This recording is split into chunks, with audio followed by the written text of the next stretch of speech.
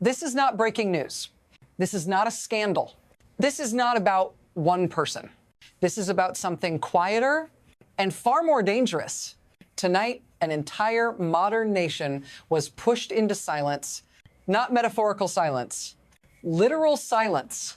No messages, no calls beyond its borders, no images leaving. When systems like this do that, it is never accidental. It is not a glitch. It is a choice.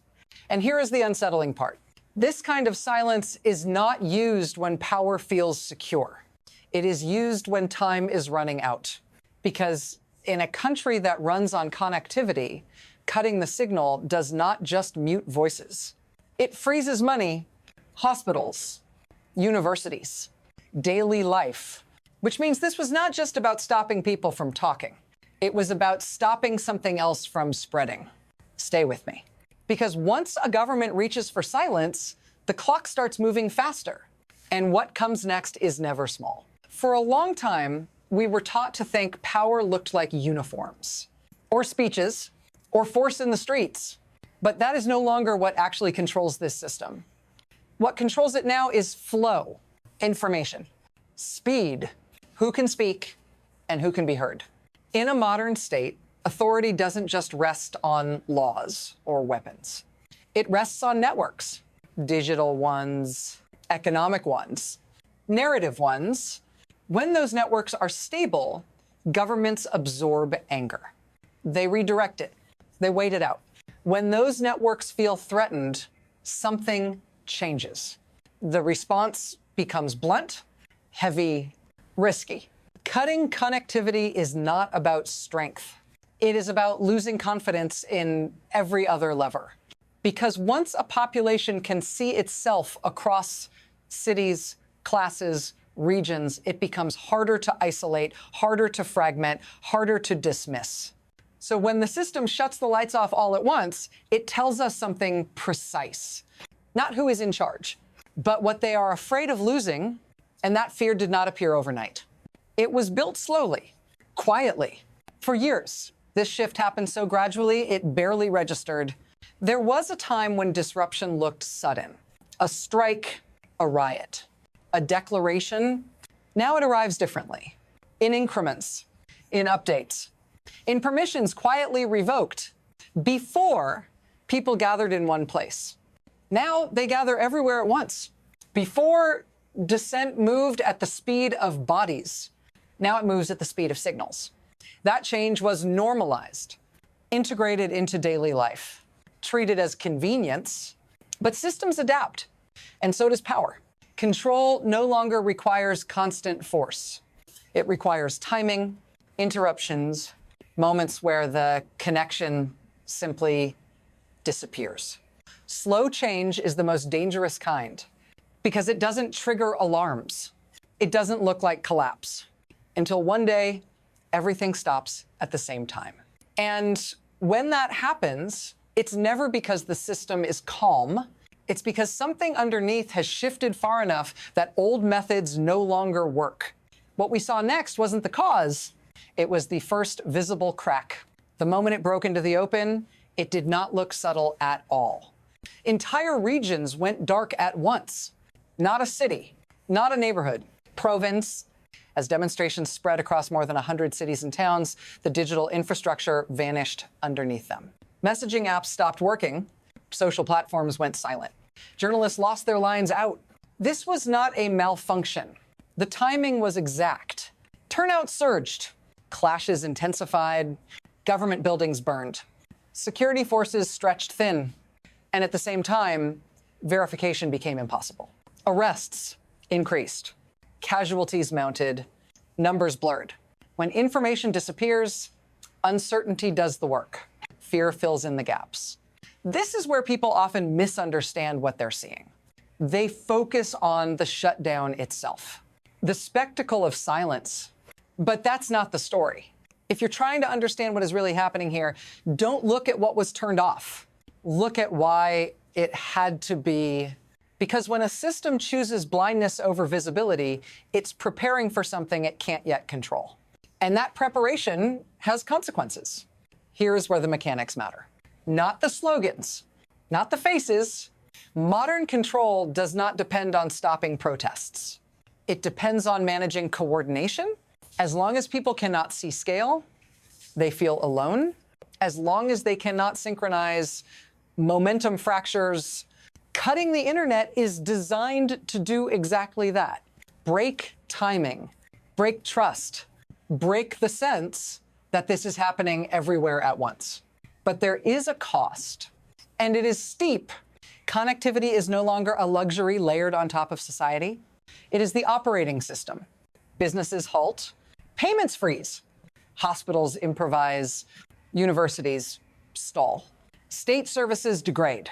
So the damage doesn't land on organizers first. It lands on everyone. And that is the hidden trade-off. The people who benefit are those who buy time.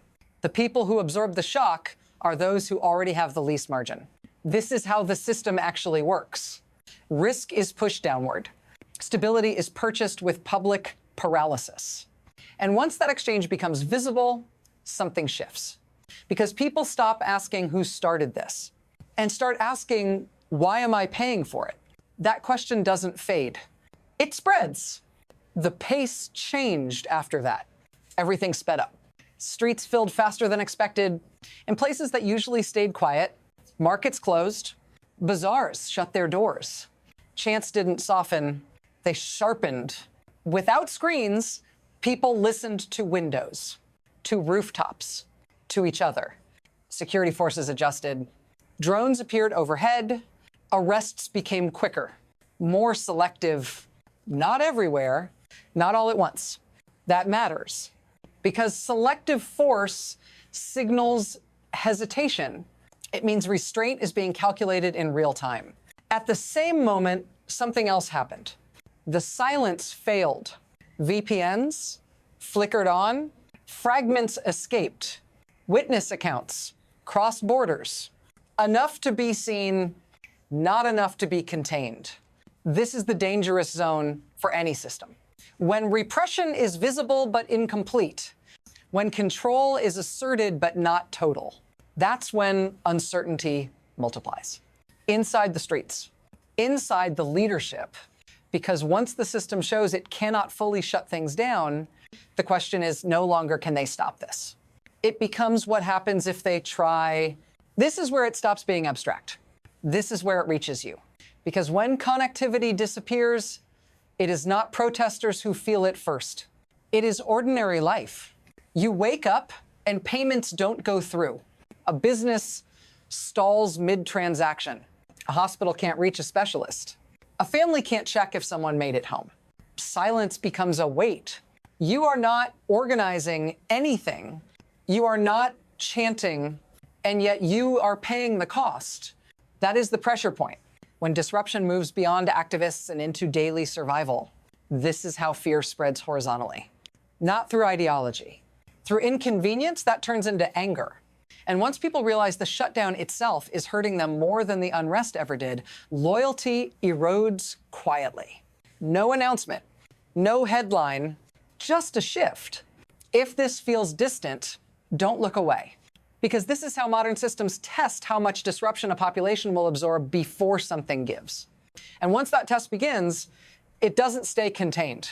It never has. What happens next is never local. Because information doesn't just organize people. It organizes pressure. When signals start leaking out, even imperfectly, they trigger responses far beyond the streets where this began. Statements, warnings, alignments. Suddenly, what looked internal is reframed as consequential. External actors watch closely, not out of sympathy, out of calculation. Every shutdown, every arrest, every restrained or excessive response is weighed against regional stability, markets, alliances, and something else becomes clear. Silence does not travel well. The attempt to contain visibility collides with a world that runs on constant monitoring. Human rights groups track gaps. Governments read restraint as vulnerability. Allies measure how isolated this moment really is. The absence of certain voices matters as much as the presence of others. When support doesn't arrive, when familiar backers stay quiet, That silence sends its own signal. This is how domestic pressure turns into strategic exposure. Not through intervention, through attention. And once that attention locks in, the margin for error narrows fast. Every move carries weight. Every pause invites interpretation. At that point, control is no longer just about the streets. It's about how the system looks when the world is watching. And that is where the future begins to accelerate. From here, the future stops being linear. It branches. There are 3 paths. None of them are clean. The first is adjustment, limited concessions, selective restraint, just enough movement to lower the temperature without surrendering control. This path buys time. But time is not resolution. It assumes pressure can be metabolized, not remembered. The second is erosion. No decisive crackdown, no meaningful reform, just prolonged instability, shutdowns that come and go, arrests that feel random, an economy that never quite restarts. This path hollows authority slowly until compliance becomes habit rather than belief. The third is rupture, a miscalculation, an order given too late or too hard, an external shock landing at the wrong moment. This is the path systems insist won't happen, right up until it does. What matters is not which path is chosen. It's how compressed the decision window has become. Because when information control fails, feedback loops speed up. Errors compound faster, and recovery becomes harder to script. Nothing has ended yet. But nothing is stable either. From here on, every move accelerates something. Even standing still, what you are watching is not a climax. It is an exposure, a system revealing what it reaches for when certainty disappears. Silence, delay, control through interruption. That tells you something important, because systems that are confident don't need to turn the lights off. Nothing here has resolved. Not the pressure in the streets, not the fractures inside power, not the international attention that doesn't blink once it locks in.